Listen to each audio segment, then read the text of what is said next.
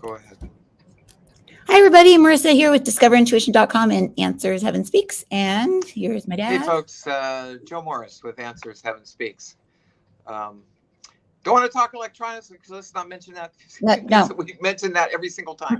Anyway, welcome, everybody. We really appreciate everything. We probably had some problems all this week trying to get out to all the people that we've been trying to get out to, but they've been very interesting shows. And right now we've been moving on with the story of Adam and Eve, and I feel like in some ways I'm losing my my Christians who were following my Jesus story, because I got right up. I was doing it every day, and then I got right to the point of Jesus starting his ministry, and I ended up sidetracking a little bit on Muhammad. And from there, we sidetracked off to Adam and Eve. So we're getting a little farther and farther away from the Jesus story, which I do want to get back to. But anyway, we finished up we're trying to get through the story of Adam and Eve. Marisa channels, and whoever happens to come in, she ends up channeling. So anyway, so that's what we're going to do. Marisa, you got anything to say? Otherwise, let's just jump right into it. I spent so much time recapping yesterday. Okay, I got to get into Adam and Eve. We got to Adam and Eve when they were on Gerizim. We got through Gerizim as the headquarters planet of our system. If you want to know what systems are and everything, go back to listen to yesterday's. I explained it all. Marisa, you're doing something clanking. Because my green screen thing failed and I had black teeth. So I just took it off and, oh, well, if they see my bedroom in the back, whatever. Okay, I'm ready to go. Turn that fan off. Okay, now they're at the point where Adam and Eve learn about the planet. And they have met up with Amadon and Van. Van's sort of like an angel. Amadon and Van lived in basically the garden. There were He was an angel, not sort of like one. Yeah, I guess he was half midway or half angel. Yeah, he was an associate of the planetary prince Caligastia, and Caligastia fell with Lucifer, and they became basically evil. But he had a bunch of associates, about 20 of them, who were angelic in nature, and they had jobs to do. They had to teach humans how to farm and how to get along. They just said not evil, just without unlimited resources. Yeah, they didn't have unlimited resources, but they did have the tree. They still had the tree of life, because Amadon became a hybrid, and then Van and Amadon worked for 150,000 years tinkering, making humans until they got to be the humans that we are. And at that point, that's when Adam and Eve came down, and they had already lived a long time up there in the cosmos. And then they came down with a specific purpose. And at the time, they're 8 feet tall. They're about 8 feet tall, maybe a little bit bigger. That's pretty tall. It's pretty tall. So you can imagine probably the humans at that time were probably pretty small.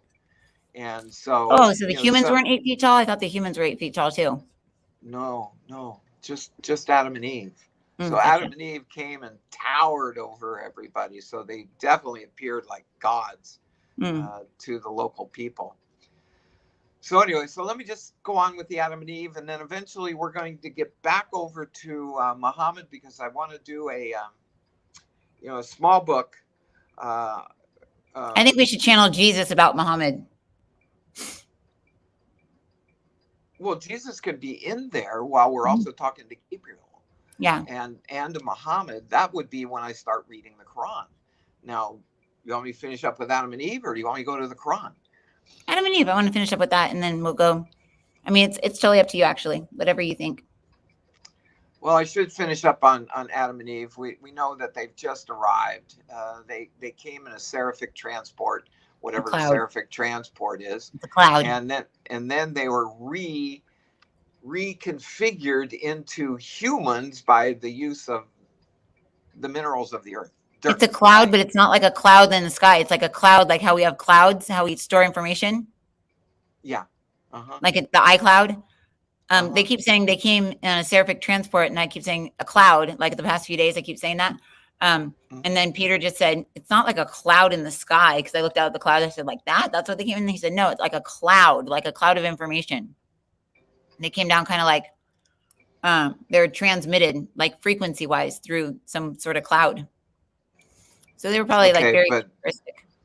Well, when they came down, and we've already covered this, when they came down to Earth and they went to the area where Van and Amadon had set everything up for them to come, which was in the first garden, and they had built this big hill as a temple. They spent a day or two or whatever here on Earth being configured into humanoids, and they used the elements of the Earth to do that. So that's why we have Amata. Amata. I recognize that, but I don't know who Amata. I keep talking about it. Amata is like the dust or the particle or the eternal being that they use to like mate with to become human. Okay, Amata sounds really familiar because we're going to see that what happens is Eve ends up having sex with the most handsome of the humans at that time, and then Adam said, well, if she did it, then I'm going to do it. And then he went and had sex with somebody else, a lady, and I thought that was Amata, but I might be wrong. Oh, really? Yeah, I think so. And then each of them had kids, and in fact, well, let's get into the story, because I think one came from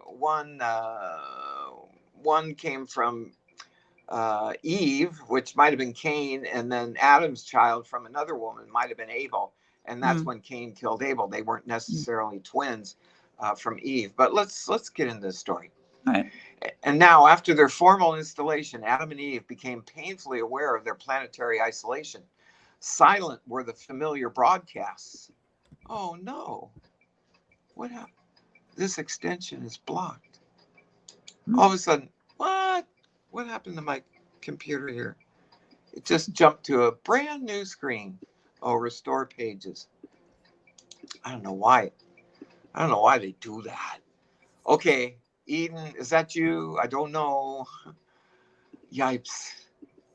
Looks like one of those gremlins from the movie The Gremlins, where all the gremlins go crazy when they get wet. Gizmo gets wet and he turns into a psycho, and they're pulling cords out of the airplanes, and see a little gremlin over there pulling out all the cords. This is where it jumped back to my page that few folks, when I was just getting ready to come on, I found that my computer had been unplugged, and so I lost everything from yesterday. So I had to reboot Chrome and then get back into the pages that I'm working on. And now, as soon as I started reading, it went blink. It went on to a Tawny's page with some cartoon characters, and then it asked me to restore pages. I restored, and I went back to what I had yesterday. And maybe, yeah, probably because nobody heard what you said yesterday. That's why. Well, anyway. Okay, then was heard the archangel's proclamation, the broadcast voice of Gabriel. Gabriel, he's everywhere. But they say the broadcast voice. Well, this is leaving off from where I left off yesterday. No, but they said the broadcast voice. Yeah, because Earth had defaulted through Lucifer, all the broadcasting was shut down. We couldn't communicate from Earth. Gotcha. We couldn't communicate with any other parts of the universe, and so we were isolated. God isolated us once Lucifer fell, and Adam and Eve came into a fallen world. Doesn't it sound a lot like they had frequencies and phones and transmissions and all that stuff, and they probably did come in a cloud.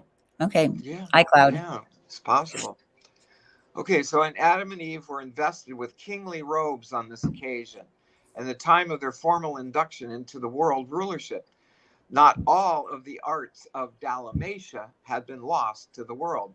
Dalmatia was a place long ago, before the first garden. So they did still have some art.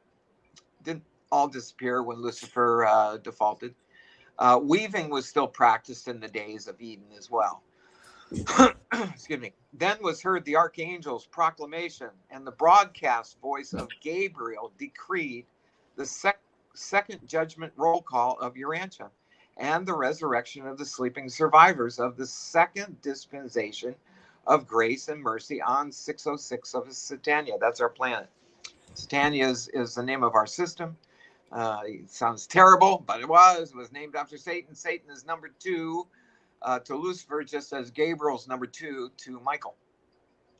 So Gabriel did a dispensation. He raised all the dead for the second time.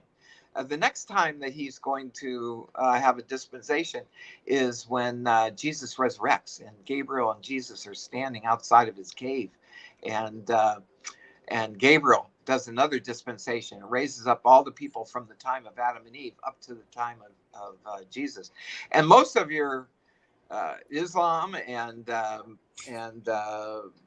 Judaism all believes that we don't just go to heaven when we die. We go in a box and we stay there until Gabriel and Jesus, or Gabriel and Michael, have a dispensation period and raise the dead. That's why a lot of Christians say, don't burn yourself, don't cremate yourself, because there will come a time of dispensation, and if you've been all burnt up, you don't exist anymore. So yeah, the guide said if you cremate yourself, you destroy your soul. Cremation destroys the soul? Yeah, that's what they just said. It destroys the soul because the soul is actually the physical body, and that you burn up the soul. Whether you want to burn up your soul or not, I don't know. Peter says some traditions burn up the soul so that the consciousness escapes and leaves and can come back in a fresh new soul. Other traditions say that stay in your soul because you'll be the same person or the same personality, and then you can live again, basically, because you live on the other side in an etheric body, and that etheric body is part of your soul. So when you get cremated, that's horrible. We cremated Poochie. Oh, no wonder I don't ever see her anywhere. But our consciousness survives. Our God consciousness still continues on. Our spirit is still there. It's just our soul body is gone. Ugh.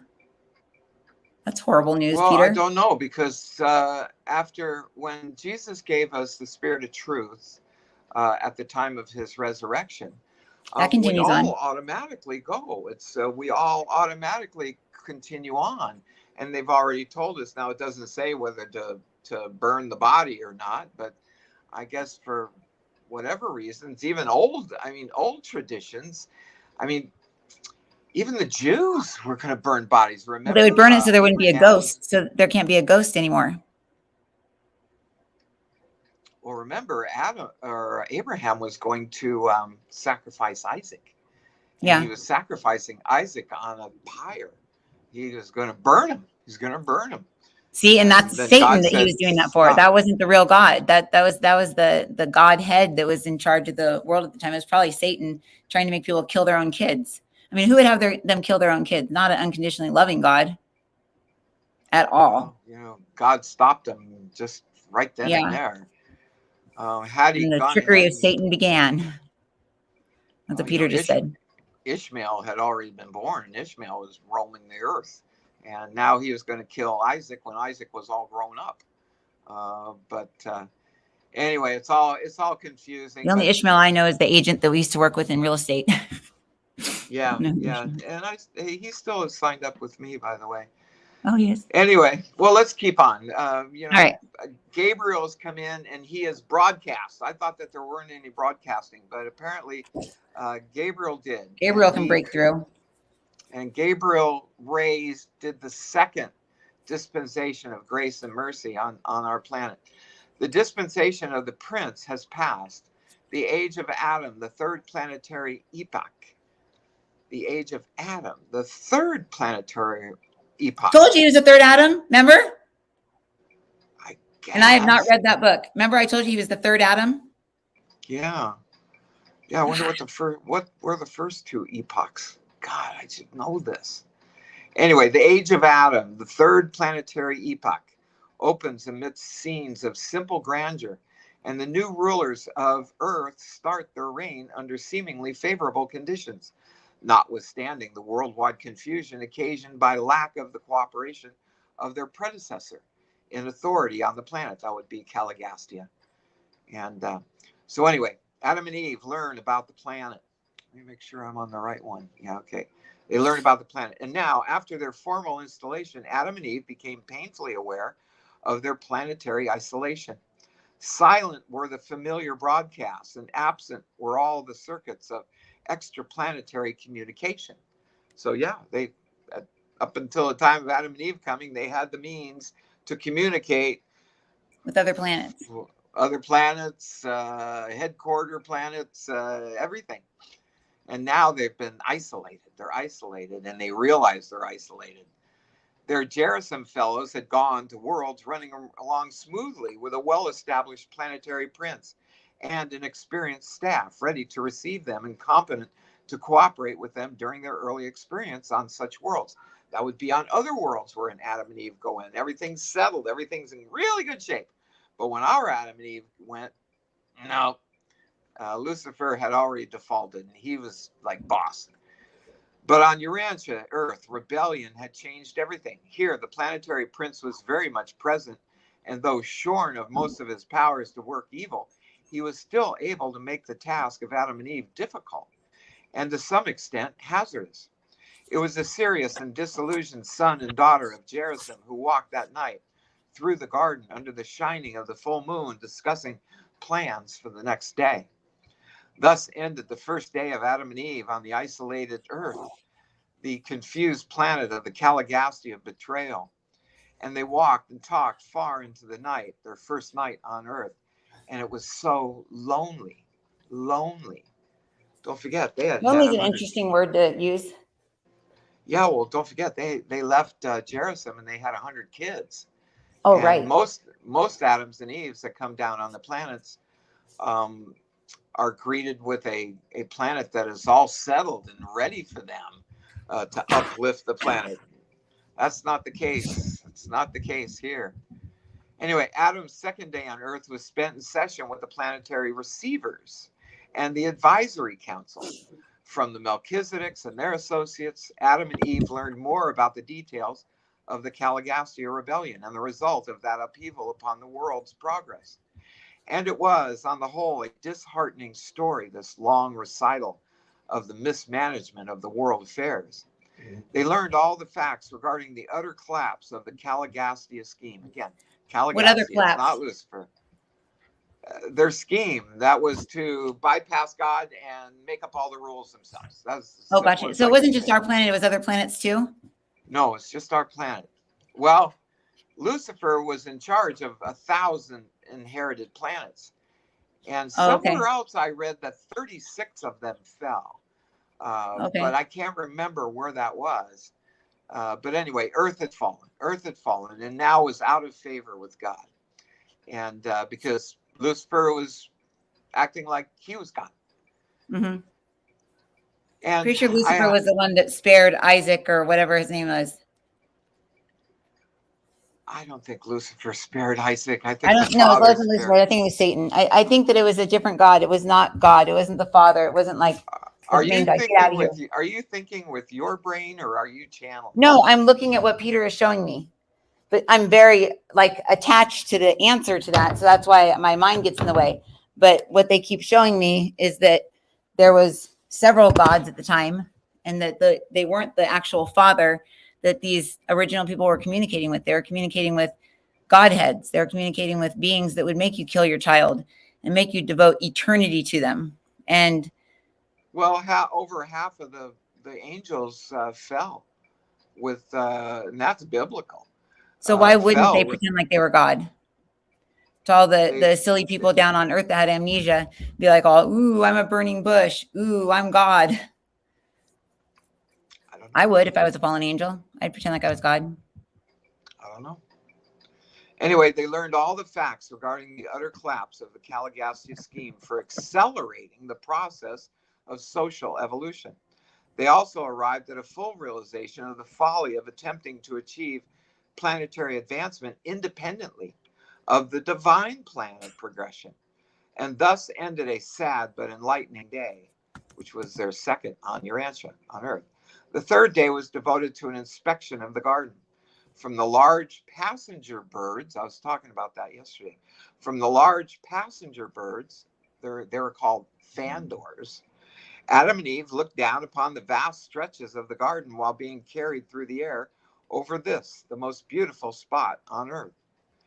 This day of inspection ended with an enormous banquet in the honor of all who had labored to create this garden of Edenic beauty and grandeur. And again, late into the night of their third day, the son and his mate walked in the garden. The son and his mate. Son. And again, yeah, S-O-N. S-U-N or S-O-N? S-O-N. And again, late into the night of their third day, the son, oh, he's a material son. That's right. There's a material son, material daughter. The son and his mate, that would be Eve, Adam and Eve, walked in the garden and talked about the immensity of their problems. On the fourth day, Adam and Eve addressed the garden assembly. From the inaugural mount, they spoke to the people concerning their plans for the rehabilitation of the world and outlined the methods whereby they would seek to redeem the social culture of earth from the low levels to which it had fallen as a result of sin and rebellion. And this was a great day, and it closed with a feast for the council of men and women who had been selected to assume responsibilities in the new administration of world affairs. So different from the Bible.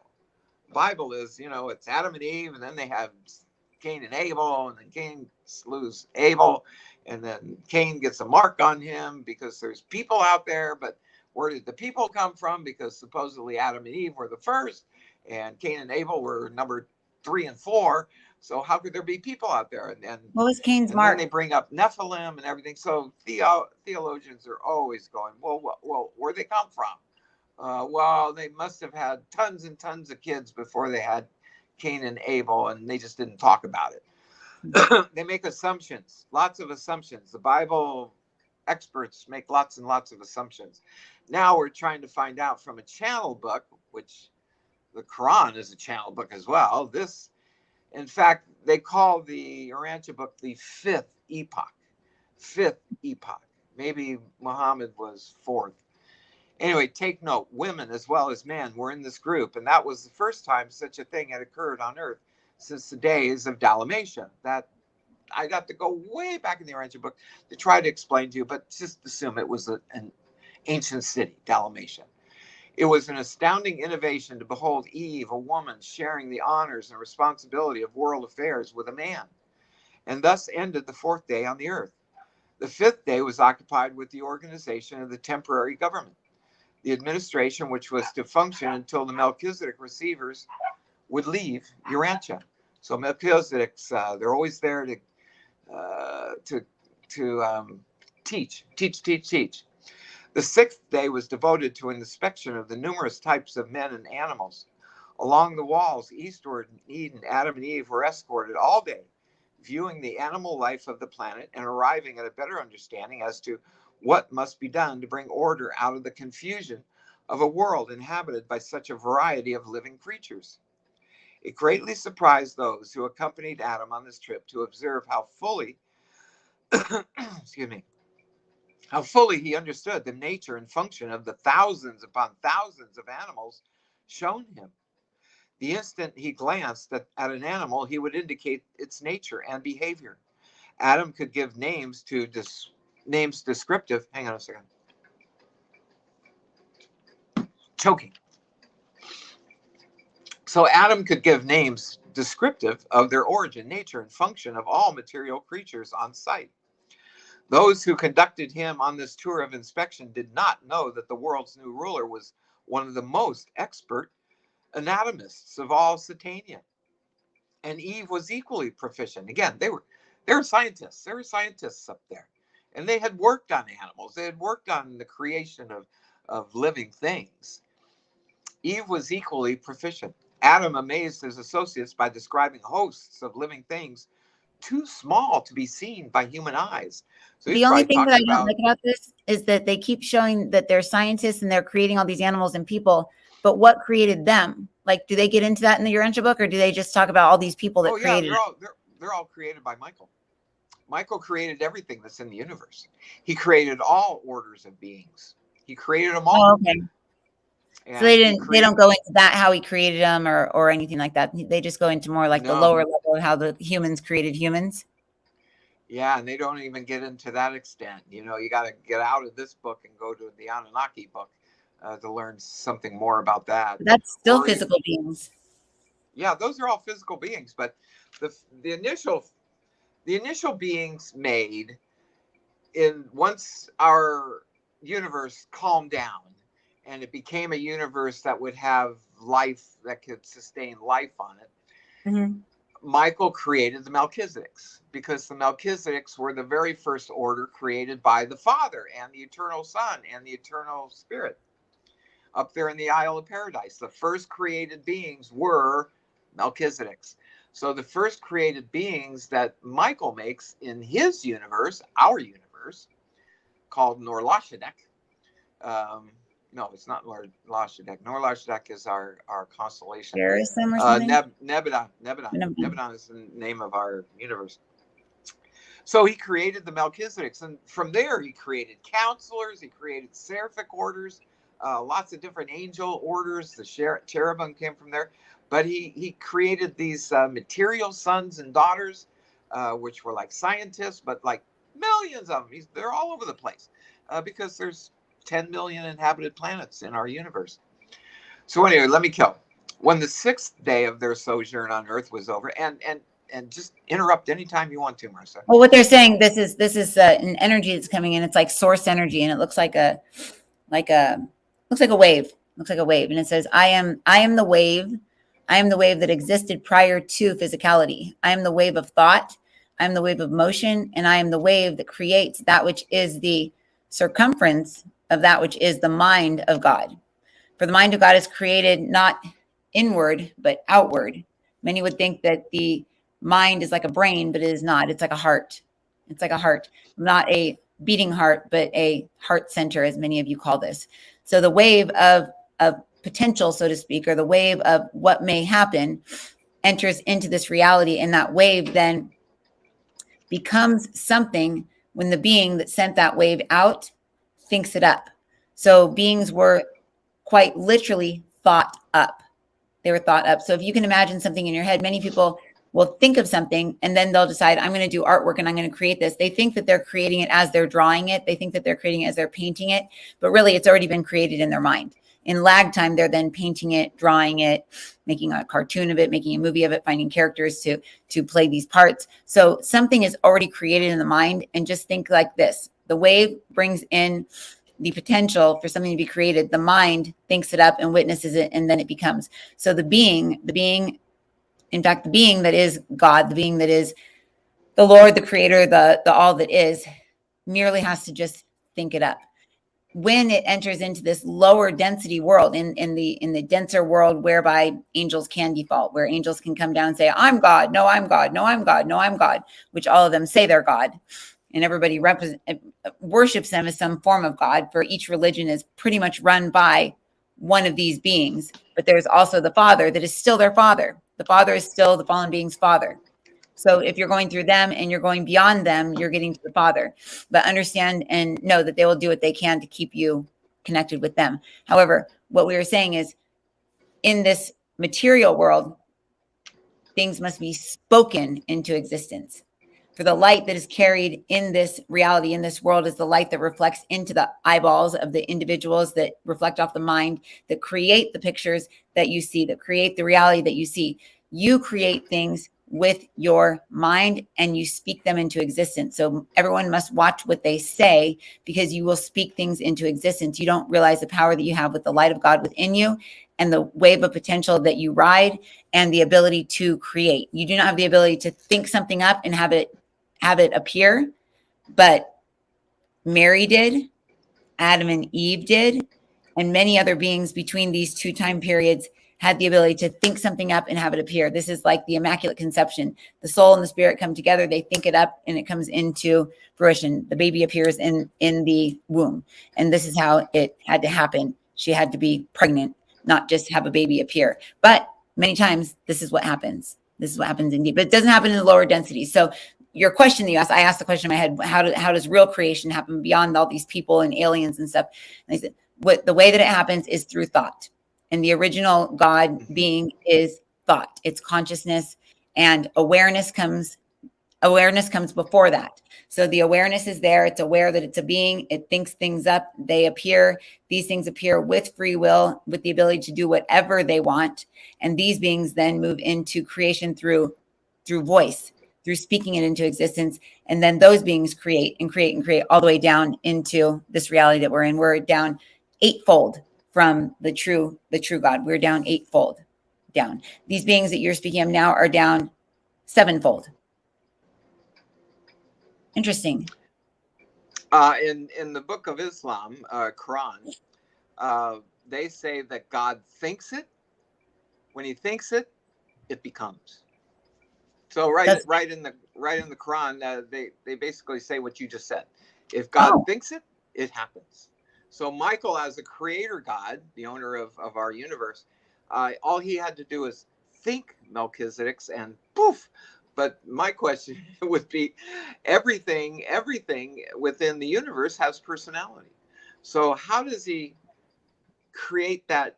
I mean, everybody everybody has their own personality. No two people have the same personality, just like no two persons have the same thumbprints. So there's how you know God has us all marked. We all have our completely different. How can there be 8.5 billion different combinations of thumbprints?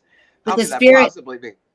The spirit from the earth creates that. The spirit from the earth creates our thumbprint, creates our personality, because we are the personality of Earth. If someone's from another planet, they get the spirit from that planet. So the spirit comes from the planet that you are on. And that spirit goes back into the earth, and it takes with it the blueprint of what people have lived, and it brings the personality with it. So spirits are born with personalities, each different personalities. Now, there's only 12 souls. So there's the different soul blueprints, but those mixed with the spirit then become individual souls. So that's why we encourage you to connect in with your I am consciousness, or your I am that I am. You're connecting in with the soul platform in which you have ridden in on. Interesting. If there are only 12, I'm not sure who you're channeling right now. Source, wave of potential, or something like that. It's just it looks like a star, and it's like a wave. It's probably a counselor. Might be a counselor. There are counselors that were made even before Michael, from the Isle of Paradise. Seraphic ordered priest. Seraphic order priest. Interesting. Okay, well, let me keep going on this, because I don't know if people are asking questions. You might want to. I'm answering some. Yeah. Oh, you're answering right now? Yeah, okay. in the chat. When the 6th day of their sojourn on earth was over, Adam and Eve rested for the first time in their new home in the East of Eden. The first 6 days of the earth adventure had been very busy, and they looked forward with great pleasure to an entire day of freedom from all activities. So right from the very beginning, and even the Bible says, we need one day. For all you folks out there that just have to work 7 days a week, you need to take one day, just one day out of the week. You'll see when we get into Jesus's ministry that they didn't take their day of rest on the Sabbath, which is Saturday to them. They took their day of rest on Wednesday, because they were busy on Sabbath, and Sunday was the first day of the work of the week. So they would take Wednesday off for recreation and rest and recuperation. But everybody needs a day. People go, oh, I can't help it. My boss makes me work on Sunday. Well, find a different day to take off completely and be just completely free of everything. Just relax, watch YouTube, or watch Netflix or something. Yeah. Anyway, so they're in the East of Eden. The first 6 days of the ranch adventure had been very busy, and they looked forward with great pleasure to an entire day of freedom from all activities. But circumstances dictated otherwise. The experience of the day just passed, in which Adam had so intelligently and so exhaustively discussed the animal life of Earth, together with his masterly inaugural address and his charming manner, had so won the hearts and overcome the intellects of the garden dwellers, that they were not only wholeheartedly disposed to accept the newly arrived son and daughter of Jerisim as rulers, but the majority were about ready to fall down and worship them as gods. Probably so, because probably people were about 4 feet tall, and here Adam and Eve were 8 feet tall, looking very different from them. Now, the first upheaval, that night, the night following the 6th day, while Adam and Eve slumbered, strange things were transpiring in the vicinity of the Father's temple in the central sector of Eden. There, under the rays of the mellow moon, hundreds of enthusiastic and excited men and women listened for hours to the impassioned pleas of their leaders.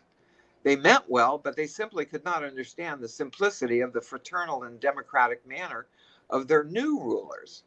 And long before daybreak, the new and temporary administrators of world affairs reached a virtually unanimous conclusion that Adam and his mate were altogether too modest and unassuming. They decided that divinity had descended to earth in bodily form, that Adam and Eve were in reality gods, or else so near such an estate as to be worthy of reverent worship. This is the people that existed on the earth at that time, that had advanced their intellect and their wisdom out of the what you picture a Neanderthal, in a cave, with a club and holding the wife by the hair and having a child being dragged by the mother. The cavemen. The cavemen. They had gotten to the point where they had become civilized to a certain extent. And all those angels from that came with Caligastia had taught them lots of things: how to make weapons, how to make tools, and baskets, and clay bowls, and just they had become more civilized, and they had formed together their own little governments. And so they're talking, and then all of a sudden, boom! Adam and Eve show up. That would be like us now here on Earth. All of a sudden, the spaceship comes down, and let's say we have an average of 6 feet. Let's say we're an average 6 feet tall. All of a sudden, the ship comes down, and here comes a new Adam and Eve from somewhere. Now, we kind of know that they're going to come, and, way ahead of time, thousands of years, they've been saying, somebody's going to come, somebody's going to come, somebody's going to come. Finally, they come, and then all of a sudden, Adam and Eve are 12 feet tall. 12 feet tall. All of us are 6 feet tall. And now all of a sudden we're looking at these huge, huge beings that look like us. We would think of them as gods. We would think of them as gods because they just showed up. Aliens. They just showed up, all grown up. They were not babies and raised in the realm. So now the existing people who have some semblance of intellect are thinking, these are gods. These are gods. Now, the amazing events of the first 6 days of Adam and Eve on earth were entirely too much for the unprepared minds of even the world's best men. Their heads were in a whirl. They were swept along with the proposal to bring the noble pair up to the Father's temple. Don't forget, Amadon and Van had built a temple in the middle of the garden. It was, I don't know how tall it was. The garden must have been pretty big. Think of like the step pyramids, They just showed me a pyramid. Like in Mexico. What's that? They just showed me a pyramid. Yeah, so this temple was sort of like a step pyramid is what I'm thinking. Step pyramids, you find them throughout Mexico, but primarily in near Mexico City. And I forget the name of it, Tulaxapan or something like that. And that's where the big pyramids are, but they have step pyramids as well. So I'm picturing probably a step pyramid that might be 100 feet up, maybe more. Anyway, they were swept along with the proposal to bring the noble pair up to the Father's temple at high noon, in order that everyone communicate with that. They could communicate with the temple. The temple could communicate with something that they needed to communicate with. It had a communication something or other in it. And if you look at even modern documentaries of the Giza pyramid, they've found that inner chamber that they found is really almost like the insides of a light bulb. They consider the Giza pyramid as a communication tower. It was a communication tower. It just so happens that the kings at those times were so blown away by them that the greatest of kings got to be buried in them, but they didn't build them. They say they built them, but nobody knows how they could possibly build them. Although we've done our own They were bugs. materialized. No, they weren't necessarily materialized. What we found out is they used water to cut blocks, to cut a rock, and if you bring a water down to the smallest, from the biggest to the smallest in a nozzle, you can have something that cut a person in half. It's like a laser. So they used water to cut the blocks. They used sound vibrations to raise the blocks, and then they used their thought to move the blocks. And then there would be little people would just kind of be guiding the blocks into place, and that's it. But they were built in the fourth dimension and dropped down into the third. They built them like in a few weeks. I mean, yeah, they built them in the fourth dimension. Pyramids. That's why I think them up and speak them. Yeah, that's right. They said that it was actually built in the fourth dimension. We go, how they do that? How they do it in the fourth dimension? How they get it down here to the third dimension? Anyway, so much we don't understand. Anyway, let's continue on with Adam and Eve, and then maybe in the next 5 or 10 minutes I'll quit, and then you can answer some questions, and we'll wrap up in an hour. All right. They were swept along with a proposal to bring the noble pair up to the Father's temple at high noon in order that everyone might bow down in respectful worship and prostrate themselves in humble submission. And the garden dwellers were really sincere in all of this. But Van, we talked about Van protested. And then Amadon wasn't even there. Amadon was absent, being in charge of the guard of honor, which had remained behind with Adam and Eve overnight. But Van's protest was swept aside. He was told that he was likewise too modest, too unassuming, that he was not far from a god himself. Else how had he lived so long on earth? 150,000 years, remember? And how had he brought about such a great event as the advent of Adam? And as the excited Edenites were about to seize him and carry him up to the mount for adoration, Van made his way out through the throng, and being able to communicate with the midwayers, sent their leader in great haste to Adam. Told you he was half midwayer. Van was angelic, and midwayer. Half midwayer, half angelic. And half, he's a third. He's midwayer, angelic, and then he became human. Yeah, because they could see his body, but I can't imagine that he was made from the clay of the earth, but maybe he was. I don't know. They don't. Mm-hmm. I mean, I can go back and I can tap in under subject Van and read you everything about Van. But just assume he was the leader that came with Caligastia. He was one of the 20 that came with Caligastia. Most of them fell and went off to the dark side with Caligastia. But Van didn't. Van believed in a one God, stayed with a one God, believed that it was actually everything comes from God and not from Caligastia or from Lucifer. And so he was cherished by all the, don't forget, him and Amadon had been tinkering for 150,000 years. And now they have these people, you and I, they had tinkered to the point of creating a human like you and I. And now they were being educated. And they looked at Van as somebody who had lived for 150,000 years as definitely as a god. So it was near the dawn of their 7th day on earth that Adam and Eve heard the startling news of the proposal of these well-meaning but misguided mortals. And then even while the passenger birds, the fandons, remember, think of that. Think of the movie Avatar, riding around on those birds. Can you imagine Adam and Eve got to ride around on birds? They weren't unaccustomed to flying. I mean, they had come all the way from Jerusalem. And then even while the passenger birds were swiftly winging to them to bring them to the temple, the midwayers, being able to do such things, transported Adam and Eve to the Father's temple. What do they mean by that? Being able to do such things. It wasn't even the birds that carried them there. The midwayers apparently could dematerialize you and rematerialize you somewhere else. Yep. That's what it sounds like. It says, and then even while the passenger birds were swiftly winging to bring Adam and Eve to the temple, the midwayers, being able to do such things, transported Adam and Eve to the Father's temple. Yeah, it's like Star Trek. Yeah, yeah, beam me up, Scotty. Yeah.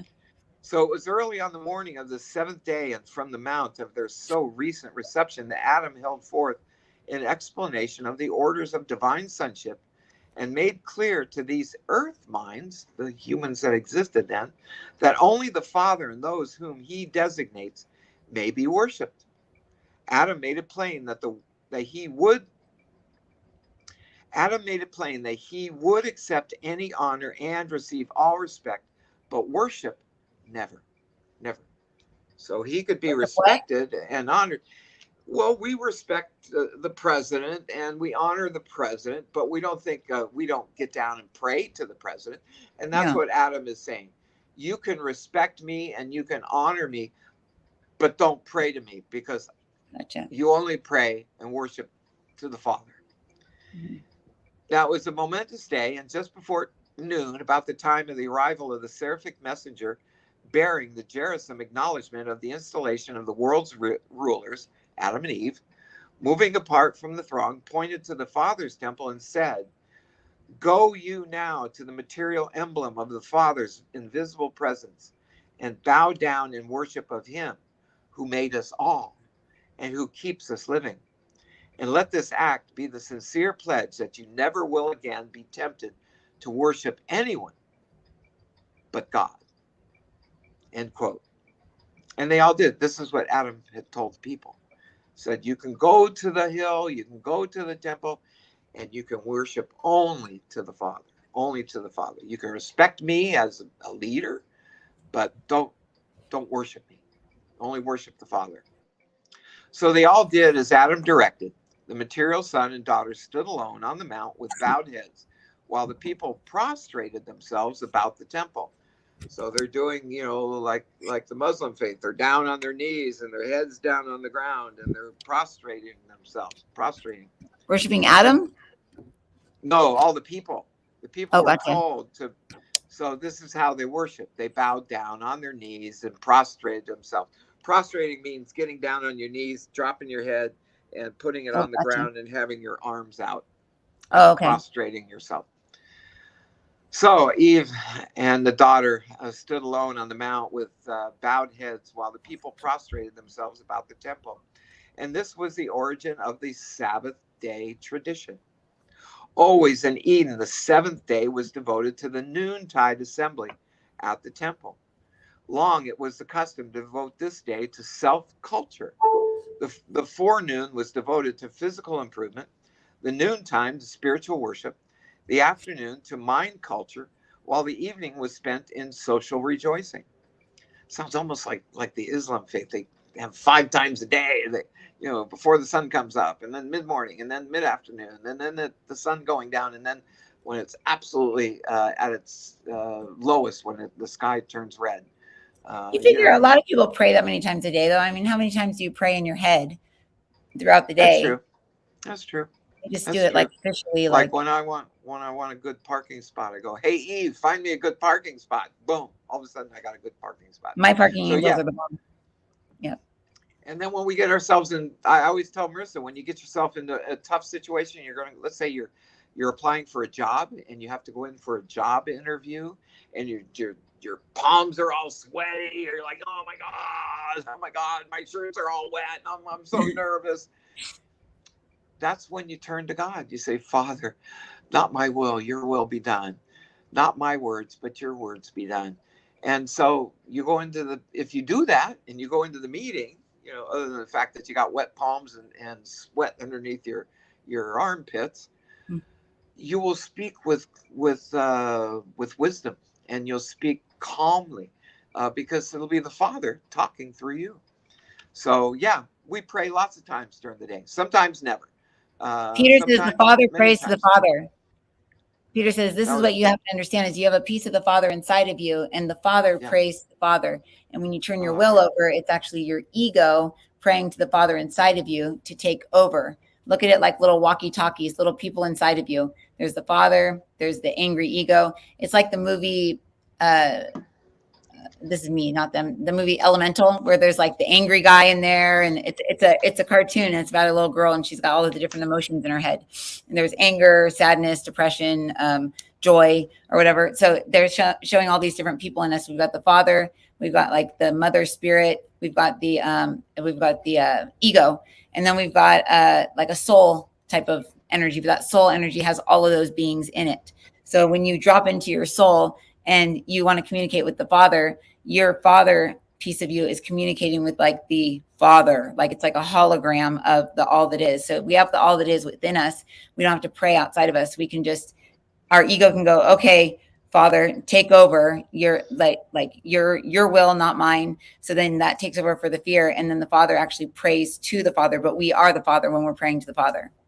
That's very interesting. When we're dealing with earthly things and we're down on the earth and we're things that are in a grounded nature about like health and our body and things like that, that's when the Spirit steps forward and the Spirit prays to the Spirit of the earth for our safety, our wellness. It's all about like the physical body. Praying to the Father is more about the cosmic body, the soul, the regeneration of energy, because when our energy is low, the piece of the Father within us is still full, but it can't operate as boldly as it would like to. At times the ego just feeds off of the earth energy and everyone else's energy, so the ego just wants to take over when your vibration's low. But when your vibration's high and you have a lot of chi or life force or Reiki or whatever you want to call it, Holy Spirit in your energy, that's when the Father can be like, oh, okay, I'm going to take over here. But the Father inside of us has personality. The Father outside of us does not have personality, because the Father inside of us has been combined with spirit and been combined with ego and combined with soul. So it has a personality, and that's what has a thumbprint. Interesting. Once again, well, this is kind of neat. The forenoon, so before noon, after people would wake up, that's devoted to physical improvement. So what they do, the PT, physical training, did they do push-ups and sit-ups and do running or whatever? But the morning was for devoting yourself to physical improvement. The noontime, right at dead noon, that was when they would have spiritual worship. The afternoon was devoted to culture and learning. So that's like going to school. And then the evening was spent in social rejoicing. Now, this was never the law in Eden, but it was the custom as long as the Adamic administration held sway on earth. Okay, now tomorrow we'll start in on Adam's administration. So how he built up an administration. We haven't gotten to them falling yet. We're going to get to the point. Adam and Eve have not fallen yet. And remember, Jesus was Adam. Yeah, Jesus. Michael. Well, in a way, Michael was Adam, but Michael's Adam everybody. Michael's everybody. Michael's you, Michael's me, anyway. Michael's everyone. Yeah, but Jesus, the actual Father that was imprinted with the personality of the soul and the spirit and the ego of Jesus, Adam, that same thumbprint became Jesus, Yeshua ben Joseph. That same Adam thumbprint, just call it a different thumbprint. That thumbprint, they're saying that our thumbprint, when one lifetime to the next, we have the same thumbprint. Oh, we do? We have the same lines on our hand. We're marked for eternity. Yes. For eternity. Even in our Marancha body, we have fingerprints. Yes. How about that? That's well, amazing. Not the Marancha body. Okay. The Marancha body doesn't necessarily have that. Well, it does, but it doesn't. But the ether body, the etheric body that exists prior to us existing, that exists after we die, that's what has the thumbprint. When we were talking about cremation earlier, this is Rosemary. She says when you cremate, the ether body is wiped clean of the thumbprint and all of those things because the soul body is disintegrated. So many people think that that's a good thing, to wipe away your personality and come back fresh, but then you don't even remember because your personality is gone. So she says, my body was not burned. That's why I'm here. Well, that's where I learned that our understanding is our personality never leaves us. We are given the gift of personality. You still have a personality, but you don't have that combination between the soul. So the soul brings in some personality. The spirit does. The ego does. The soul takes on. I'm just going by what the Urantia book says. The Urantia book says that we get, and I can go right there and I can tell you exactly it. Over the course of our life, we meld with our soul, so that when we die, we become our soul. Our soul takes our personality. The soul doesn't have personality. Yeah. No, but you're burning the body. You're not burning the soul. The soul isn't material. In a fifth dimensional reality, this is Eden talking. She says, in a fifth dimensional reality, you are your soul. Everyone has become their soul. You are your soul. You have the ability to become like Christ with Christ consciousness, meaning the emotions of the soul are Christ. And we don't necessarily like this word. We use it because that's what you use, but it's a graduated emotional body. It's an emotional body that doesn't feel necessarily fear or pity or anger or embarrassment or pride or any of the quote unquote sins. This is a body that does not emote in this way anymore because it's moved beyond this. It's graduated beyond the emotional sense of who it is and becomes like Christ, like Yeshua was able to do and portray to the world, that somebody could insult him and it wouldn't insult him because he was Christed in a sense. And this isn't an official word, but this is the word that we use with you because this is what you understand. Understand that the personality comes from a combination of all these things. It's not like a personality is given to you and you are a personality and then you carry that personality forever. Personalities change, personalities evolve. You can't just say, I have a personality and it's never going to change, so I'm not going to work to change this. In a sense, it's constantly changing, and it's constantly changing by the world around you, because one of the aspects of you and who you are is Earth. So as Earth changes, you change. Everyone changes. Everyone changed over this pandemic that you all experienced. The personality of Earth became very different than what the personality of Earth was prior to this pandemic. What we are raving about and what we are excited about here on this side is that the frequency of the Earth is back to where it was March of 2018 through December of 2019. The vibration of the planet, the way of thinking, the personality of Earth is back. And this is why each and every one of you on the planet right now are able to take that old way of thinking, that old way of being, back into your field and eradicate the old fear bodies that were existing and the demons that popped up inside each and every individual over those few years that your personality changed. So the thing that's glorious and exciting about being a being that the Father or that Source created is that we get to change and we get to evolve. Yes, we still have our same quirkiness. We still have the same type of personality, but we do change. Just as we age in human years, we also age in soul years. We also age in that sense. What Peter is speaking of when one is burned after they die, a layer of you is wiped away. A layer of karmic issues are wiped away. So this can be good or bad. It isn't even necessarily just good or bad. It just is. So when the time comes for each individual will choose what they want to do at that time based on whether they want to carry forward that soul imprint into the other side, into another lifetime per se. But the thumbprint, the fingerprints, they remain the same for eternity. Even if you are in a different type of being, you still have the same printing, because that is the way that you are differentiated between all other beings. When one is about to pass from this earth, many times their fingerprints will go away. And this is because they've disassociated themselves from God. They've said, I don't want to be with you, God. I'm not one of your children. All of God's children have fingerprints. All of God's children have fingerprints. But when you disassociate yourself, many beings will lose their fingerprints. They have a chance to get them back, obviously, but many are so angry that this happens. I actually have met a couple of people that have lost their fingerprints when they're dying. Really? Yeah. Wow. Yeah. That's amazing. Well, listen, Marisa, if we're going to keep it under an hour, we've got like a minute and a half. Okay. You want to close up with something, Sure. and then tomorrow we'll get into Adam's administration. So I'm done. Okay. You go ahead Adam's and wrap up. Adam says, my dear brothers and sisters, as I bring this energy unto you, I bring this unto you with great reverence and great respect for each and every one of you. Peter's like, ego booster, stroking the ego.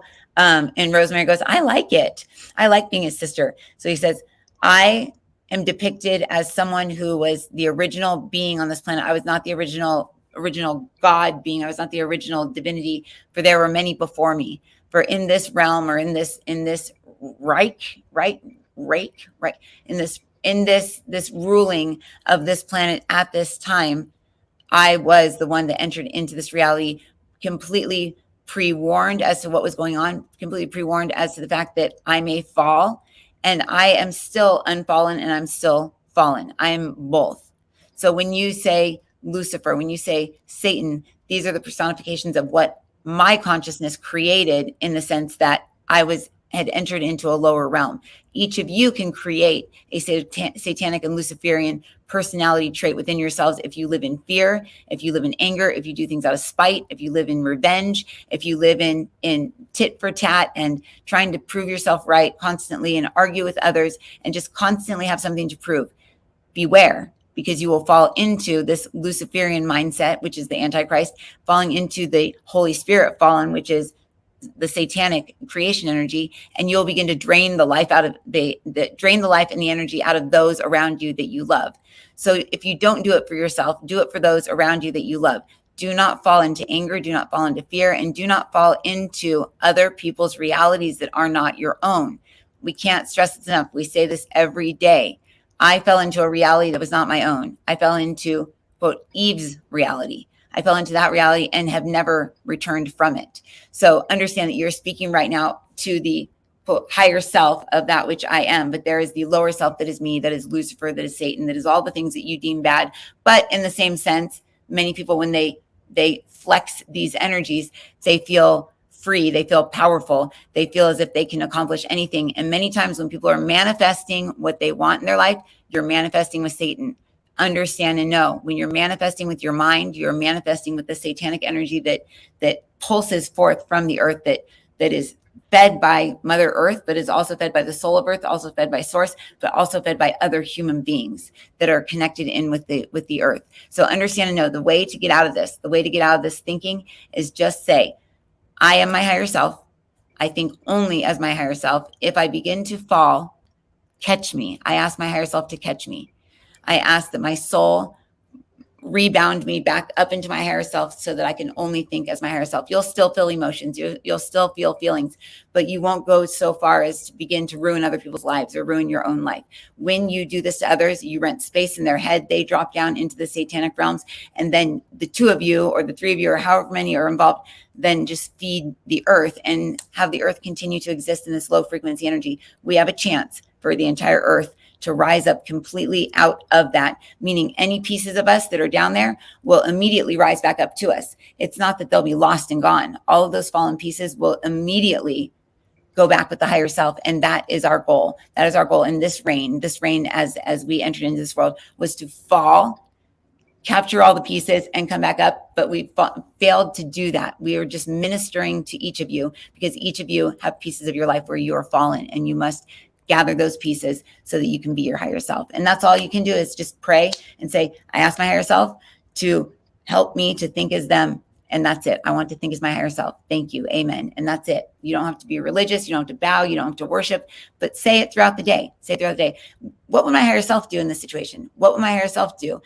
Do I want to do this or does my higher self want to do this? Do I want to or does my higher self? And if you say you're the one that wants to do it, go ahead and do it if you want, but know and understand that you're doing it the way that your higher self isn't doing it. So trust, and know and understand that you are the God of your own life. And as you can respect that and honor that and give God a good ride within your own experience, then you will surely succeed at all the things that you want to succeed. You won't have to manifest and think of all the things you want to manifest. The things you want to manifest are thought before you even think them. They're thought before they even become thoughts. Know that and remember that. We bless you and we will see you tomorrow. And Good. Saint Germain. Yeah. And we bid you. Okay, we better do. Okay, Joe Morris, Answers Heaven Speaks. And Marisa, Discover Intuition. And my new website will be up later on today, so check it out later. It's almost up. I'm so excited. It's back. I found it. Anyways, it was gone for about a year and a half. So anyways, okay, bye. Everyone, I'm going to end this. We'll be back tomorrow at 1:30. About the same time. Yeah, okay. All right. See you then, folks. Love y'all. See you later. Oh, my hair. Okay, bye.